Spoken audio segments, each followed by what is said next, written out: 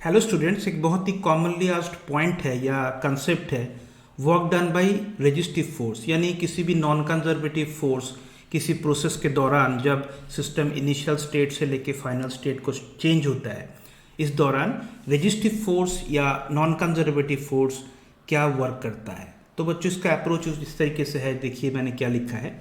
Resistive force like friction, air resistance perform negative work and decreases total energy. तो total energy system का initial और final state के बीच एक कम कर देता है because it performs negative work, ये नेगेटिव वर्क करता है। तो बच्चों इसके द्वारा किए गए वर्क जो है work done bye resistive force निकालने के लिए आपको सिंपल तरीका ये अडॉप्ट करना पड़ेगा कि या तो आप एनर्जी चेंज, टोटल एनर्जी में चेंज देख लीजिए, या तो चेंज मतलब फाइनल माइनस इनिशियल होता है, या तो स्टूडेंट्स आप लिख लीजिए टोटल लॉस ऑफ एनर्जी कितना हुआ उसके सामने एक नेगेटिव साइन पुट कर देंगे। ओके, तो स्टूडेंट्स ये है अप्रोच। तो देखिए हम क्वेश्चंस के थ्रू इस कंसेप्ट को समझेंगे। ये जो क्वेश्चन है ये बहुत ही एक कॉमनली आस्क्ड प्रोफाइल है, कंसेप्ट है। क्वेश्चन को पढ़ते हैं। बॉल ऑफ मास 200 ग्राम यानी 0.2 kg which is projected vertically upwards with velocity 20 metre per second. ठीक है, तो ज़मीन से हमने किसी बॉल को 20 मीटर पर सेकेंड से थ्रो किया है। It attains of maximum height of 18 metre, maximum height भी बताया गया है। During its upward motion work done by the air resistance कितना है। तो स्टूडेंट्स हमें क्या करना है, देखो ग्राउंड से जहाँ पे हमने प्रोजेक्ट किया वो है इनिशियल स्टेट, वहाँ पे टोटल मैकेनिकल एनर्जी हमें कैलकुलेट करना है। टॉप मोस्ट पोजिशन पे जो टोटल मैकेनिकल एनर्जी हमें देखना है, ज़रूर हमें ये मिलेगा कि फाइनल पोजिशन पे एनर्जी कम हो गया है। तो जो भी एनर्जी में चेंज आया है that is work done by air resistance. तो चलो देखते हैं इस क्वेश्चन में हम कैसे टैकल करें बच्चों। क्वेश्चन में कुछ इस तरीके से सिचुएशन है। देखो ये ग्राउंड का लेवल है स्टूडेंट्स, ये हो गया ग्राउंड का लेवल जहाँ से हमने एक बॉल को ऊपर की ओर प्रोजेक्ट किया है। देखिए एक बॉल को हमने ऊपर की ओर प्रोजेक्ट किया है और हाईएस्ट पॉइंट मान के चलो, हाईएस्ट पॉइंट का लेवल ये है। ठीक है, अब इन दोनों स्टेट्स के बीच आपको एनर्जी इवेल्युएट करना है। चलिए मान लेते हैं कि ग्राउंड का लेवल जो यूजुअली हम मानते हैं डेटम लेवल यानी रेफरेंस लेवल, जीरो हाइट का लेवल है। तो यहाँ पर जो ऑब्जेक्ट के पास एनर्जी है वो है हाफ mv² यानी हाफ इंटू मास है 200 ग्राम, यानी इसको आप 1.1/5 लिख सकते हो, 0.2 को आप 1/5 लिख सकते हो, इंटू वेलोसिटी स्क्वायर यानी आप लिख सकते हैं स्टूडेंट्स 400। पोटेंशियल एनर्जी है 0। तो कुल मिलाकर यहाँ पर जो टोटल एनर्जी आ रहा है वो मेरे पास आ रहा है 40 जूल। ओके, जबकि टॉप मोस्ट पोजिशन में इसमें लेवल यानी हाइट बताया गया कि देखो यहाँ पे ऑब्जेक्ट होता है रेस्ट पर। तो हम सभी को पता है कि काइनेटिक एनर्जी 0 होनी चाहिए जबकि पोटेंशियल एनर्जी होनी चाहिए मास जो कि 0.2 यानी 1/5 है, इंटू जी का वैल्यू 10 इंटू हाइट का वैल्यू 18 गिवन है। ठीक है बच्चों, तो देखिए 5 इंटू यहाँ पे आ गया 0.2 यानी 2 इंटू 18 यानी 36 जूल आ रहा है। एग्री करते हो बच्चों।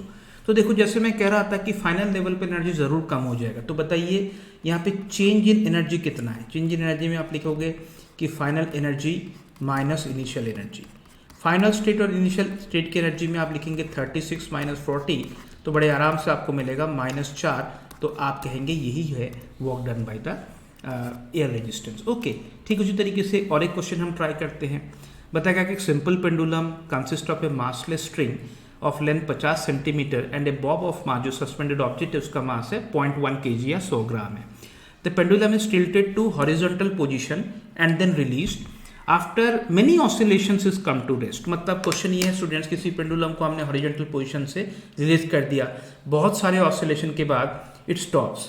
ये रुकेगा कहाँ हम सबको पता है, ये अपने वर्टिकल हो जाएगा स्ट्रिंग और इक्विलिब्रियम पोजीशन में रुकेगा।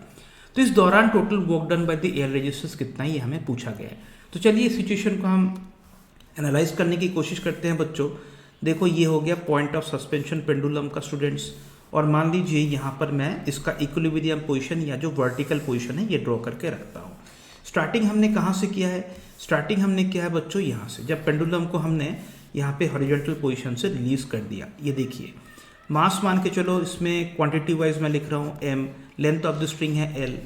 अब ये है इनिशियल स्टेटस और फाइनल स्टेटस में क्या हुआ, बहुत सारे ऑसिलेशन के बाद पेंडुलम यहाँ पे आके रेस्ट पे आ जाएगा इक्विलिब्रियम पोजीशन पर। ठीक है, तो स्टूडेंट्स ये डायमेंशन भी हो जाएगा l, तो अल्टीमेटली पेंडुलम का हाइट फॉल कितना हो जाएगा l। तो हम कह सकते हैं कि दोनों सिचुएशंस में एनर्जी का लेवल क्या क्या है। देखो बच्चों यूजुअली जो हम मानते हैं ये जो लोअर मोस्ट पोजीशन है, अगर मैं इसको हाइट इक्वल टू 0 लेवल मानता हूँ, यहाँ पर फाइनली ये रेस्ट पे आ चुका है, तो हम कहेंगे फाइनल एनर्जी लेवल इसका जो है पोटेंशियल बिल्कुल जीरो है और काइनेटिक भी बिल्कुल जीरो है। कुल मिला के फाइनल एनर्जी इसका जीरो हो गया। ओके, जबकि इनिशियल स्टेटस में इसके पास एनर्जी है, इसको हमने रेस्ट से रिलीज किया मैं मानता हूँ, यानी इसके पास काइनेटिक एनर्जी तो नहीं है। तो इनिशियल एनर्जी की हम बात करें तो इसमें से देखो बच्चों काइनेटिक का जीरो कंट्रीब्यूशन, लेकिन पोटेंशियल का जरूर कंट्रीब्यूशन है कि mg इंटू रेफरेंस लेवल से ये हाइट कितने पर है, L पर है। तो स्टूडेंट्स ये हो गया इनिशियल, ये हो फाइनल एनर्जी। अब आप लिखिए इस प्रोसेस में what is energy change, energy change कितना हुआ है। तो हम लिखेंगे एनर्जी फाइनल जो कि जीरो है माइनस एनर्जी इनिशियल जो कि mgl है। तो अल्टीमेटली आपको मिलेगा माइनस m इंटू जी इंटू एल। अब इसमें वैल्यूज पुट कर दीजिए। m का वैल्यू बताया गया 0.1 किलोग्राम ऐसा यूनिट में, g का वैल्यू 10 लेते हैं आप, और l का वैल्यू बच्चों 1/2 या 0.5 बताया गया। तो बताइए कितना होना चाहिए। मेरे हिसाब से माइनस 0.5 जूल यहाँ पे वर्क डन होगा due to air resistance. So minus 0.5 joule इसका सही आंसर है। तो इस तरीके से बहुत ही कूल क्वेश्चन है। आपको इनिशियल स्टेटस और फाइनल स्टेटस में एनर्जी टोटल लिखना है और आपको देखना है कि एनर्जी चेंज कितना हुआ है। एनर्जी चेंज कंफर्म आपको नेगेटिव मिलेगा and that should be equal to work done by the resistive force. ये बहुत इंपॉर्टेंट क्वेश्चन है, इसे आपको याद रखना है।